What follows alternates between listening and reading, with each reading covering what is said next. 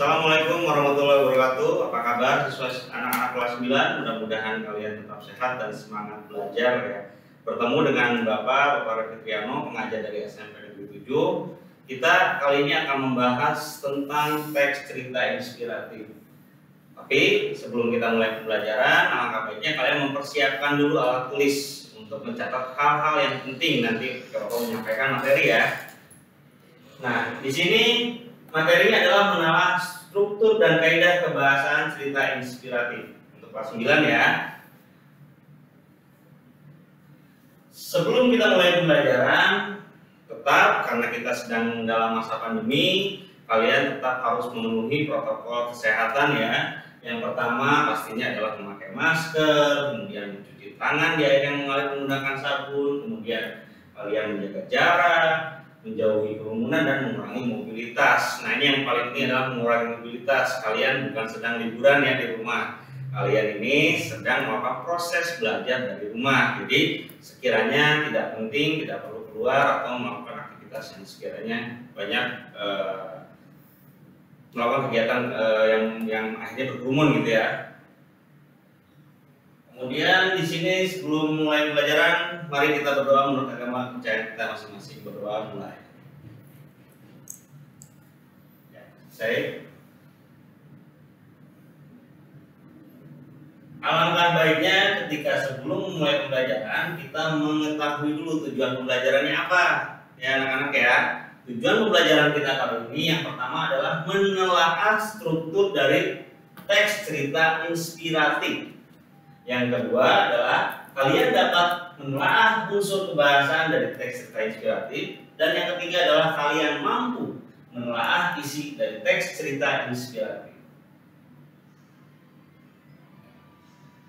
Sebelum kita mengenal tentang inspiratif, baiknya kalian mengenal dulu apa sih teks cerita inspiratif, atau mungkin kalian sudah pernah mendengar atau membaca teks cerita inspiratif. Kalau kita melihat kata inspiratif itu berasal dari kata inspirasi ya. Di sini menurut KBBI, inspirasi adalah ilham. Ilham diartikan sebagai petunjuk Tuhan yang ditimbulkan dari hati, pemikiran angan-angan yang timbul dari bisikan hati atau sesuatu yang menggerakkan hati untuk menciptanya. Teks cerita inspiratif adalah suatu teks atau karangan yang berisi inspirasi-inspirasi yang ingin disampaikan penulis kepada pembacanya, biasanya bersifat memotivasi pembaca untuk melakukan hal yang positif. Teks cerita inspiratif bertujuan untuk memberikan inspirasi, menambah dan menggugah motivasi, semangat dan rasa percaya diri untuk menghadapi semua tantangan yang mungkin akan dihadapi dalam mencapai tujuan yang diharapkan secara positif. Jadi sangat baik ketika kita belajar tentang teks cerita inspiratif, kita dapat memotivasi diri kita untuk menjadi pribadi yang lebih baik, gitu ya.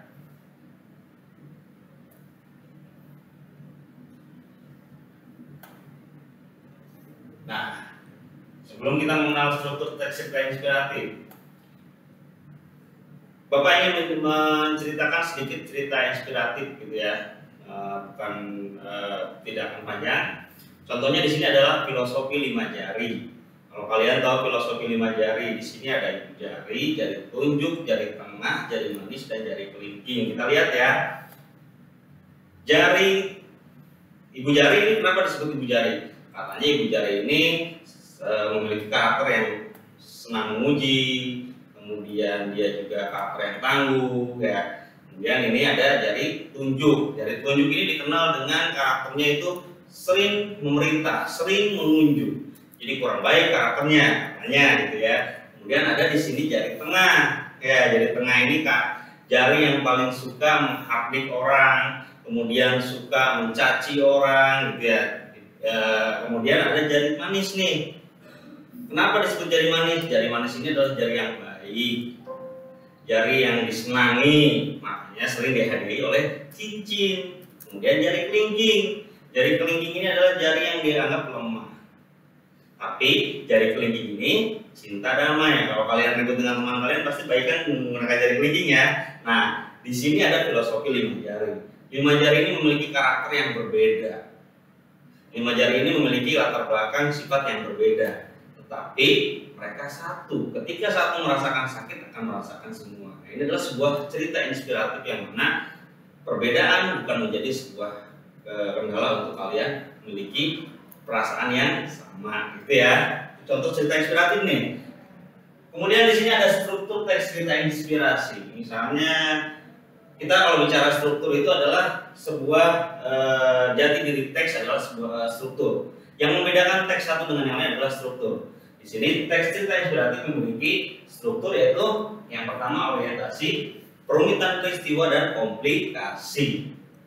Kalau kita mengenal kata orientasi itu adalah pengenalan tokoh, pengenalan latar, pengenalan suasana, pengenalan awal kejadian, gitu ya. Sama halnya dengan kalian ketika melakukan orientasi di sekolah, apa yang kalian lakukan? Berkenalan dengan lingkungan sekolah, berkenalan dengan teman, sama dengan di dalam sebuah teks pun seperti itu. Dalam orientasi itu adalah pengenalan sebuah tokoh, tempat, latar belakang cerita, gitu ya. Kemudian di sini ada perumitan masalah atau perumitan peristiwa. Perumitan peristiwa ini adalah yang mendasari sebuah komplikasi nanti. Nah, kita akan mengkajinya dalam sebuah teks ya. Nah, yang terakhir ada resolusi. Sebelum resolusi ada komplikasi. Komplikasi itu adalah puncak permasalahan atau klimaks. Kemudian resolusi adalah penyelesaian permasalahan, gitu ya. Kita lihat analisis dalam sebuah teks. Ini ada kode juga. Kode boleh ada, boleh tidak. Biasanya kode itu menyampaikan amanat dari si penulis kepada pembaca. Di sini ada penjelasannya. Bagian orientasi merupakan bagian awal dari teks inspiratif. Bagian orientasi dalam teks inspiratif berisi pengenalan tema, latar, dan tokoh. Tadi seperti Bapak jelaskan ya. Ada juga bagian perumitan peristiwa. Bagian perumitan peristiwa merupakan bagian pertautan masalah kisah tokoh dan peristiwa mulai timbul hingga memuncak. Jadi sebelum ke dalam klimaks atau sebuah permasalahan, biasanya ada perumitan dulu permasalahan, gitu ya. Ada bagian komplikasi, adalah bagian puncak inti cerita tempat kisah yang menjadikan inspirasi. Resolusi adalah momen di mana peristiwa menyadarkan tokoh tentang kebaikan. Di sini ada tentang pesan yang disampaikan. Bisa jadi ada dalam resolusi pun karakter tokoh digambarkan oleh si penulis menghadapi sebuah penyelesaian permasalahan. Ada koda merupakan penutup cerita yang berupa kesimpulan, saran berdasarkan resolusi. Nah, ini kan tadi Bapak jelaskan ya, biasanya ada penyampaian pesan moral berupa kesimpulan, bisa tersirat ataupun tersurat, gitu ya. Ini ada sebuah teks cerita inspiratif. Bapak bacakan ya. Pada masa dahulu ada seorang anak laki-laki. Dia cerdas, berbakat, dan tampan. Sayangnya, dia sangat egoistis dan mudah marah. Tidak ada yang mau menjadi temannya. Sering dia marah-marah dan mengumbar kata-kata yang menyakitkan kepada orang-orang di sekitar. Berarti karakternya kurang baik ya anak-anak ya. Kemudian di sini, orang tua anak itu sangat cemas dengan temperamen anaknya. Mereka berpikir ada yang harus mereka lakukan. Suatu hari ayahnya mendapat suatu ide. Dia memanggil anaknya dan memberi palu dan sekantong paku kepada anaknya. Sang ayah berkata, "Setiap kamu marah, ambil paku dan tancapkan ke pagar tua depan rumah kita sekeras mungkin." Pagar kayu itu ternyata sangat keras. Palu yang digunakan cukup berat.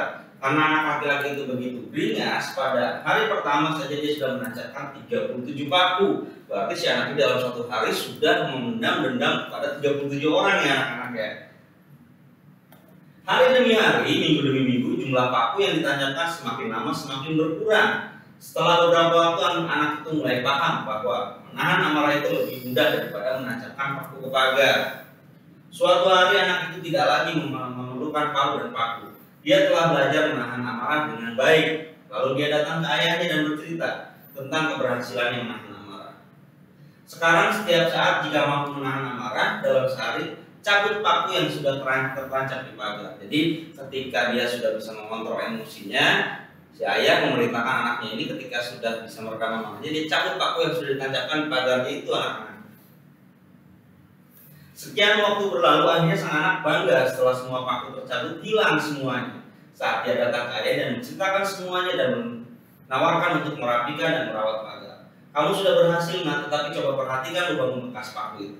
Pagar itu tidak akan bisa menjadi seperti semula, sudah cacat. Nah, pesan yang disampaikan di sini adalah ketika kita sudah menyakiti seseorang, baik dengan kata-kata, dengan sikap, ya kan? Belum tentu orang itu bisa memaafkan kita. Jadi berhati-hatilah dalam berkata, bersikap, sekiranya menyinggung orang lain atau tidak. Itu ya, oke. Hal yang sama terjadi saat kamu menyakiti orang dengan ucapanmu. Kata-kata meninggalkan bekas luka di hati, sama halnya bukan bekas paku di pagar. Ingat, kita harus memperlakukan setiap orang dengan sayang dan hormat. Sebab meskipun telah memohon maaf dan dimaafkan, luka di hati tidak akan pernah hilang gitu. Ya, ini adalah pesan moral ini anak-anak. Jadi ketika kita sekalipun sudah meminta maaf, belum tentu luka di hatinya akan hilang. Maka dari itu sebelum kita berkata harusnya dipikirkan dulu. Kisah inspiratif apa setelah jadi kalian mendapatkan kisah inspiratif setelah membaca teks tersebut, kira-kira apa nih? Teks tersebut memberikan inspirasi kepada kita untuk senantiasa berhati-hati dalam bersikap terhadap orang lain.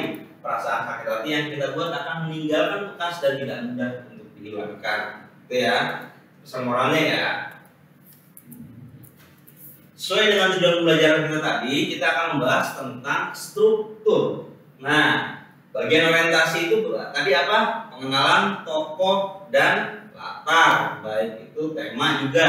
Kita lihat dalam orientasi dari uraian kalimat tadi, ada pada masa dahulu ada seorang anak laki-laki, dia cerdas, berbakat dan tampan. Itu adalah pengenalan tokoh ya. Kemudian sayangnya dia sangat egoistis dan mudah marah. Itu masih dalam pengenalan tokoh ya anak-anak ya. Tidak ada yang mau menjadi temannya, sering dia marah dan mengumbar kata-kata yang menyakitkan kepada orang lain di sekitarnya. Itu pengenalan apa? Tema, ya kan? Sudah mengenalkan sebuah ke dalam topik ceritanya nih. Kemudian ada permintaan masalah atau permintaan peristiwa. Dalam uraian kalimatnya, orang tua anak itu sangat cemas dengan temperamen anaknya. Mereka berpikir apa yang harus mereka lakukan. Suatu hari ayahnya mendapat suatu ide. Dia memanggil anaknya dan memberi palu dan sekantong paku kepada anaknya. Nah, di sini ada permintaan peristiwa nih. Si anak diberikan sekantong paku untuk ketika dia marah, dia tancapkan paku itu dalam di pagar, kan gitu ya. Ini ada sebuah permintaan peristiwa. Setiap kamu marah, ambil paku dan tancapkan di pagar tua depan rumah kita. Ini permintaan peristiwa nih sebelum ke dalam klimaks atau puncak masalah. Nah, di sini komplikasi. Uraian kalimatnya ditandai dengan pagar kayu itu ternyata sangat keras, palu yang digunakan cukup berat. Nah, ini udah ada komplikasi di sini, di mana si anak diberikan ketika dia marah, dia diberikan palu yang berat dan sebuah pagar yang keras. Ini kan sebuah beban juga untuk anak ketika dia marah dilampiaskan ke dalam benda yang lain gitu ya. Karena anak laki-laki itu begitu beringas pada hari pertama saja dia sudah menancapkan 37 paku. Nih ada sebuah klimaks atau puncak masalah. Dia mengeluarkan amarahnya sampai dengan 37 paku yang tertancap di pagar. Hari demi hari, minggu demi minggu, jumlah paku yang ditancapkan semakin lama semakin berkurang. Ini sudah mulai menurun nih anak-anak. Kita lihat di sini. Bagian resolusi, si anak sudah mulai menyadari bahwa sikap dia itu tidak baik gitu kan, dan dia sudah mulai merubah karakternya. Di sini sekian waktu berlalu, akhirnya sang anak bangga setelah semua paku tercabut. Ini adalah bagian resolusi atau pemecahan masalah yang dihadirkan oleh tokoh. Si anak sudah merasa bangga ketika pakunya sudah mulai tercabut semuanya gitu ya. Kemudian bagian koda, kita lihat hal yang sama terjadi saat kamu menyakiti orang dengan ucapanmu. Kata-kata meninggalkan bekas luka di hati sama halnya bekas paku di pagar. Ini ada sebuah penyampaian pesan moral dari penulis kepada pembaca. Ya, kita lihat, kita ulas lagi. Strukturnya ada orientasi, kemudian permukaan peristiwa, komplikasi dan koda. Orientasi pengenalan tokoh, kemudian tema dan latar, kemudian permukaan peristiwa adalah yang mendasari sebuah komplikasi atau sebuah puncak permasalahan. Resolusi penyelesaian masalah dan koda adalah penyampaian pesan moral. Itu ya anak-anak ya, sampai di sini paham ya. Kita lanjutkan ke dalam kaidah kebahasaan nih. Kaidah kebahasaan yang pertama adalah penggunaan kata kerja. Ada kata keterangan tempat dan waktu. Tadi banyak dalam cerita tadi kita bisa analisis ya. Kemudian ada kata sandang. Ada juga kata penghubung atau konjungsi. Ya, dalam istilah bahasa Indonesia disebut dengan konjungsi atau kata hubung. Kita analisis dulu kata kerja. Kata kerja adalah semua kata yang menyatakan kegiatan kata kerja sering disebut dengan verba atau kata kerja. Secara sederhana kata kerja dipahami sebagai kata yang mengandung makna melakukan sebuah perbuatan, contohnya kata berlari menunjukkan adanya kegiatan berlari, kata menulis menunjukkan adanya kegiatan menulis. Nah, dalam kalimat tadi banyak sekali kata kerja yang nanti kita analisis. Tapi kita jelaskan dulu ya. Kata keterangan tempat dan waktu biasanya banyak sekali dalam cerita. Tapi dalam orientasi sudah jelas dijelaskan tempat, waktu di situ ada ya. Kemudian tempat jelas ada tadi di rumah kan. Kata keterangan tempat dan waktu adalah suatu jenis kata yang menjelaskan informasi tentang suatu tempat. Ayah menjemur sepatu di teras, tuh berarti tempatnya adalah di teras. Kemudian kata keterangan waktu adalah suatu jenis kata keterangan yang menjelaskan tentang waktu peristiwa kejadian tertentu. Besok, siang itu waktu ya. Kata sandang, ini kata sandang apa nih anak-anak? Bukan sandang papan pangan, bukan. Kata sandang di sini biasanya ditandai dengan sang dan si. Kata sandang adalah suatu kata yang tidak memiliki arti makna khusus yang digunakan sebagai penjelas kata benda yang digunakan sebelum kata benda. Makna kata sandang tergantung pada kata yang di belakangnya. Contohnya kata sandang, sang dan si. Tadi si anak, si ayah, kayak gitu ya. Itu kata sandang anak. Kemudian kata penghubung atau konjungsi ya, bukan yang ada balatnya. Kalau yang ada balatnya namanya conjuring. Ini adalah konjungsi. Konjungsi adalah kata sambung yang berfungsi sebagai penghubung antara kata dengan kata yang lain, atau kalimat dengan kalimat yang lain, atau frasa dengan frasa yang lain. Itu adalah konjungsi. Kita lihat, kita analisis kaidah kebahasaan dari teks yang tadi Bapak tayangkan ya. Kata kerja. Sering dia marah-marah dan mengumbar kata-kata yang menyakitkan. Marah-marah itu adalah kata kerja ya. Kemudian mengumbar pun itu adalah kata kerja. Dari teks tadi nih Bapak analisis ya. Kalian boleh nanti menganalisis dari buku kementerian ada teks lain, berarti kalian analisis bagian ciri kebahasaan. Kemudian ada kalimat kedua, suatu hari ayahnya mendapat suatu ide. Mendapat itu juga kata kerja ya. Kemudian dia memanggil anaknya dan memberi. Memanggil, memberi itu adalah kata kerja ya. Anaknya banyak kegiatan atau kata-kata kerja itu dalam sehari-hari. Kalian mandi juga kata kerja, makan, minum itu adalah kata kerja juga ya. Di sini ada kata keterangan tempat dan waktu. Setiap kamu marah, ambil paku dan tancapkan ke pagar tua depan rumah kita. Kira-kira keterangan tempatnya di mana tuh? Ada pagar tua di depan rumah ya. Rumah kita, wajah kali gitu ya. Kemudian ada pada hari pertama. Nah ini jelas kata keterangan waktu karena menunjukkan waktu di hari pertama. Dia sudah menancapkan 37 paku. Nah ini contoh dari kata keterangan tempat dan waktu dari kalimat yang tadi, dari paragraf yang Bapak berikan tadi ya. Dan selanjutnya kata sandang. Nah, tadi ya sudah Bapak jelaskan kata sandang itu tandai dengan sang dan si. Bisa sang atau bisa si, tergantung dari kalimat yang atau benda yang akan digunakan. Di sini adalah sang anak bangga. Akhirnya sang anak bangga setelah semua paku tercabut, hilang semuanya. Sang anak di sini menggunakan kata sandang sang. Nah, sekarang ada kata penghubung atau konjungsi. Kita lihat ya. Dia memanggil anaknya dan memberi palu dan sekantong paku kepada anaknya. Di sebuah kalimat kita lihat ada konjungsi dan. Bapak jelaskan dulu, konjungsi itu banyak jenisnya, tapi Bapak jelaskan di sini 3. Ada penambahan, ada pertentangan, ada juga konjungsi yang pemilih ya, atau pemilihan. Nah, contohnya kata konjungsi penambahan itu biasanya ditandai dengan dan, serta gitu ya. Itu adalah konjungsi penambahan. Contohnya ini tadi dia memanggil anaknya dan memberi palu, dia menambahkan kan? Dia memanggil anaknya dan memberi palu dan sekantong paku. Itu penambahan. Ada juga yang atau. Misalnya saya bingung ketika lulus ingin masuk ke SMP Negeri 3, SMA Negeri 3 atau ke SMA Negeri 7, misalnya seperti itu ya. Itu pemilihan kan, ada sebuah pemilihan atau kejadian yang memilih gitu ya. Kemudian ada pertentangan, yaitu menggunakan konjungsi tetapi. Contohnya dalam iklan, ayahku senang makan bebek langsung, tetapi aku lebih suka makan bebek dingin. Nah, itu ada pertentangan dalamnya. Yang satu suka makan bebek langsung, yang satu senang makan bebek dingin. Kemudian di sini ada juga kata penghubung dari paragraf yang tadi. Ingat, kita harus memperlakukan setiap orang dengan sayang dan hormat, sebab meskipun telah memohon maaf dan dimaafkan, luka di hati tidak akan pernah hilang. Nah, di sini ada konjungsi antar kalimat dalam sebuah paragraf ya. Ada intra kalimat, ada antar kalimat. Di sini menggunakan konjungsi sebab.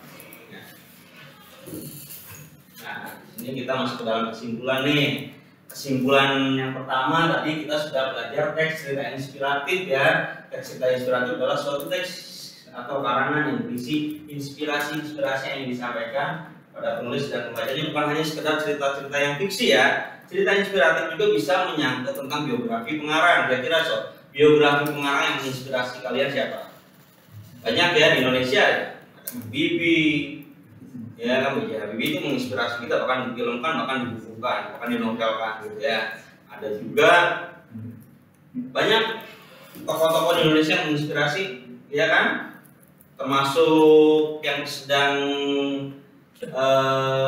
marak sekarang ini, sudah sedang lagi ini sekarang nih, Menteri Pendidikan kita, Pak Nadiem Makarim, itu menginspirasi juga, masih muda, menteri kayak gitu ya. Di sini kemudian tadi kita sudah menjelaskan struktur teks cerita inspiratif. Tadi ada apa saja? Orientasi, permintaan peristiwa, resolusi, koda, orientasi pengenalan tokoh, kemudian permintaan peristiwa itu adalah yang melatar belakangi sebuah puncak permasalahan. Puncak permasalahan adalah puncak permasalahan yang dihadapi oleh tokoh, dan sampai dengan resolusi adalah penyelesaian masalah, dan koda yaitu penyampaian masalah moral. Kaidah pembahasan teks cerita inspiratif tadi apa? Kata kerja, keterangan tempat dan waktu, kata sandang, dan kata penghubung. Ada 4 ya. Jadi ingat, kata kerja, kata sandang, kata penghubung, keterangan tempat dan waktu. Sudah, itu saja yang Bapak jelaskan dari mulai kita mengenal teks cerita inspiratif, struktur sampai dengan ciri kebahasan. Kalian bisa sambil menganalisis dari cerita-cerita teks cerita inspiratif yang ada dalam buku Kementerian Bahasa Indonesia kelas 9 ya. Jadi kalian analisis baik struktur dan ciri kebahasannya. Ya, saja yang Bapak sampaikan, mudah bermanfaat. Kalian tetap di rumah, kurangi mobilitas, kurangi bermain. Diingatkan bahwa kegiatan kali ini kalian bukan sedang liburan, tapi sedang melakukan pembelajaran dari rumah. Ya. Kurang lebihnya Bapak mohon maaf. Terima kasih. Tetap menjaga protokol kesehatan. Assalamualaikum warahmatullahi wabarakatuh.